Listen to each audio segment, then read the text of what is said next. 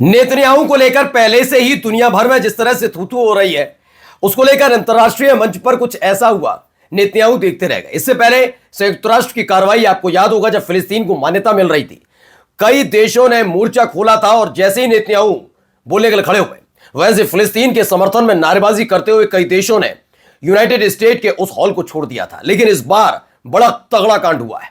तगड़ा कांड ये कि कोई अलग अलग नहीं खड़ा था। एक तरफ चीन के विदेश मंत्री, एक तरफ साथ में ही नेतन्याहू की तरफ से दावा किया गया कि एक पर्चा पकड़ाया गया, उस पर्चे को देखते ही फेंक दिया गया कि वापस ले जाओ, जरूरत नहीं। चीन ने अंतर्राष्ट्रीय स्तर पर जो फजियत इस बार नेतन्याहू की है, इससे बड़ी फजियत हो ही नहीं सकती थी। ये तो दिखाऊंगा ही। अमेरिका के राष्ट्रपति डोनाल्ड ट्रंप अब अपने तमाशाखोरी की वजह से गंभीर रूप से फंस गए। अब उन पर आरोप सिर्फ ये भर नहीं है कि उन्होंने मानवता का तार तार किया 168 बच्चों की जान लेकर, बल्कि जिस धर्म से वो ताल्लुक रखते हैं, उसी धर्म से ताल्लुक रखने वाले कई देशों ने अपने धर्म के सर्वोच्च गुरु के अपमान पर उन्हें लताड़ लगाई है। इसके बाद खुद सामने आए पोप लियो ने ऐसी लताड़ लगाई कि ट्रंप को दिन में तारे नजर आए।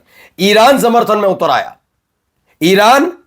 में उतरा पोप की। और तो और खबर दिखाऊंगा आपको कि कैसे एक देश में पिछलग्गू बनना ट्रंप का कितना भारी पड़ गया उस देश के प्रधानमंत्री के लिए। सत्ता भी हाथ से गई और नए वाले जो आए, उन्होंने नेतन्याहू और ट्रंप की तार तार कर दिया, उनकी इज्जत को। नमस्कार, मैं हूं प्रज्वल गौतम और आप देख रहे हैं टाइम्स एक्सप्रेस। पहले जरा ये खबर देखिए, ये वीडियो बहुत ज्यादा जरूरी है। देखिए, नेतन्याहू खड़े हैं और विदेश मंत्री हैं चीन के, दोनों खड़े हैं। अचानक से एक पर्चा दिया जाता है कि नेतन्याहू की तरफ से पढ़ने के लिए, मतलब उनकी तरफ से दावा किया जा रहा है। लेकिन नेतन्याहू के सामने खड़े हुए चीन के विदेश मंत्री नाराज होते हैं, उस पर्चे को लौटा देते हैं। अब वो बेचारे देखते रहते हैं, नेतन्याहू कुछ कह नहीं पाते, ज्यादा कुछ नहीं। वो विदेश मंत्री उनसे कुछ पूछ रहे होते हैं, वो थोड़ा बहुत जवाब देते हैं, वही सारी बातचीत चल रही होती है। अब इन सब चीजों को लेकर कहा जा रहा है कि चीन के विदेश मंत्री ने गुस्से में नेतन्याहू का नोटिस खारिज किया। ये प्रेस कॉन्फ्रेंस के दौरान तीखी प्रतिक्रिया, चीन के विदेश मंत्री ने गुस्से में नेतन्याहू का नोटिस खारिज कर दिया कि भाई हमें आपके नोटिस की जरूरत नहीं है, आप कौन होते हैं, आप बीच में मत आइए। जब आप गजा में, जब आप लेबनान में, जब आप ईरान पर हमले के दौरान अमेरिका का सहयोग ले रहे थे तो कुछ नहीं, आप अकेले आते ना। अमेरिका क्यों? अमेरिका की जरूरत क्या थी आपको? आप ज्यादा ताकतवर हो ना, आओ अकेले लड़ते ईरान से, तब धुआं कर देता। अमेरिका का साथ लिए बिना जो देश ना लड़ पाया, कहा जा रहा पूरी, कुछ ईरान का समर्थक है ना, इजराइल समर्थक, वो क्या कह रहे हैं, अकेला इजराइल सबसे। अरे वो अमेरिका का पिछलग्गू देश है, अब जो जिसका भी पिछलग्गू, लेकिन फिलहाल अकेले अपने दम पर इजराइल कुछ नहीं कर पा रहा। गजा में भी इजराइल ने अमेरिका का साथ लिया था, लेकिन अमेरिका और इजराइल दोनों को हिजबुल्लाह, हुती लड़ाकों और हमास ने पानी पिला दिया था, है ना। लड़ाका संगठनों ने पानी पिला दिया था। यहां तो ईरान से पंगा लेने निकले थे। फिलहाल फजियत। अब आइए जरा अगली खबर आपको दिखाता हूं। एक और खबर निकलकर सामने आई है, इसमें क्या कह रहे हैं पोप लियो, जरा सुनिए। इनसे ही भिड़े हैं ट्रंप और ट्रंप को लताड़ लगाइए।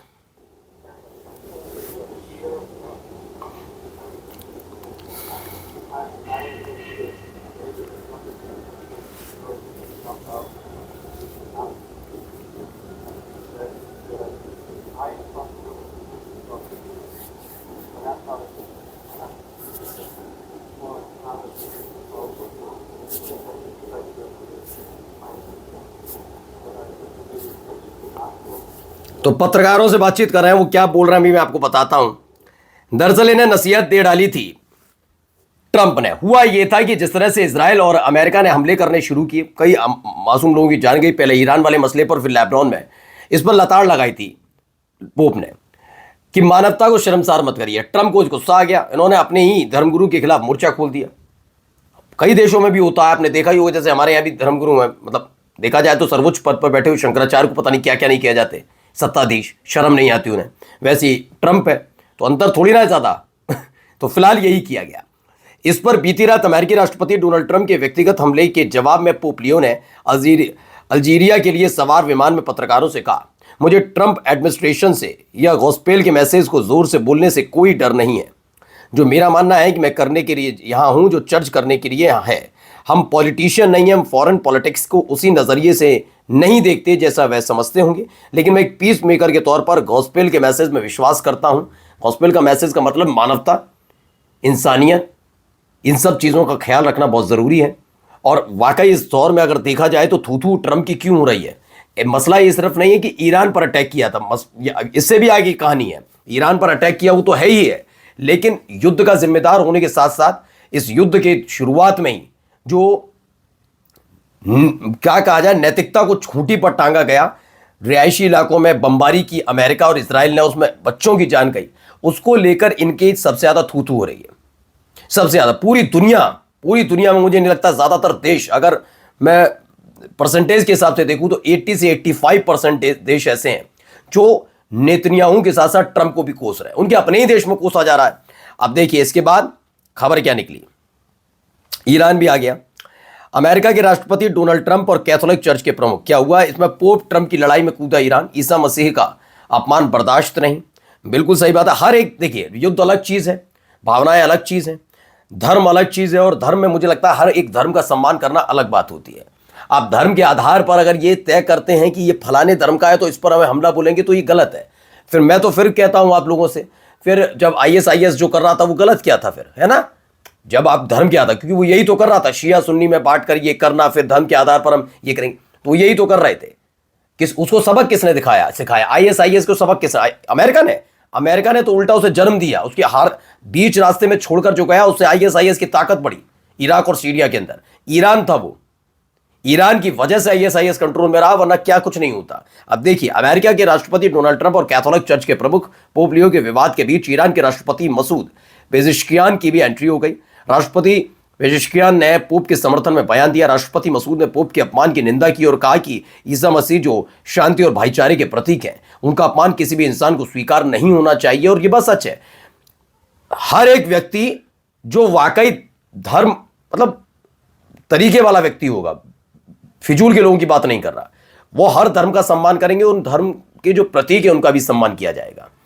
हमने भी कहा है हमेशा, मैं अपने चैनल पर हमेशा कहता हूं, हिंदू मुस्लिम सिख ईसाई सब, हाँ उस धर्म से जुड़े कुछ लोग गलत हो सकते हैं, लेकिन इसका मतलब ये नहीं कि आप उनकी धार्मिक पुस्तकों के बारे में, उनके धार्मिक स्थलों के बारे में, उनके जो धर्म गुरुओं के बारे में, या फिर जो उनके, जैसे मुसलमानों में खुदा है, हमारे ईश्वर कहा जाता है, यहाँ ईसा मसीह, इनके बारे में आप नहीं बोल सकते, क्योंकि कभी किसी ने गलत तरह की सलाह किसी को नहीं दी। लेकिन ट्रंप तो ट्रंप ठहरा। अब देखिए अगली खबर क्या है। अगली खबर यह है कि हंगरी के जो प्रधानमंत्री उन्होंने भी लताड़ लगाई। जरा सुनिए क्या कह रहे हैं, पहले सुनते हैं। Azt kérem minden külföldi országtól, hogy ahogy Magyarország is minden országot tiszteletben tart, minden szuverén ország felé tisztelettel fordul, és az eddigiektől eltérően nem fog beleszólni sem. तो हंगरी के 45 साल के प्रधानमंत्री पीटर मैग्यार ने ट्रंप और Netanyahu पर करारा प्रहार किया है। प्रधानमंत्री चुनाव जीतने के महज 12 घंटों के भीतर इस शख्स ने अपना साहस दिखाया।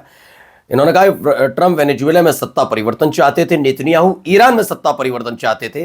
पीट मैग्यार ने कहा हम किसी अन्य देश के घरेलू मामलों में हस्तक्षेप नहीं करेंगे और हम हंगरी के लिए भी सभी देशों से यही अपेक्षा करते हैं।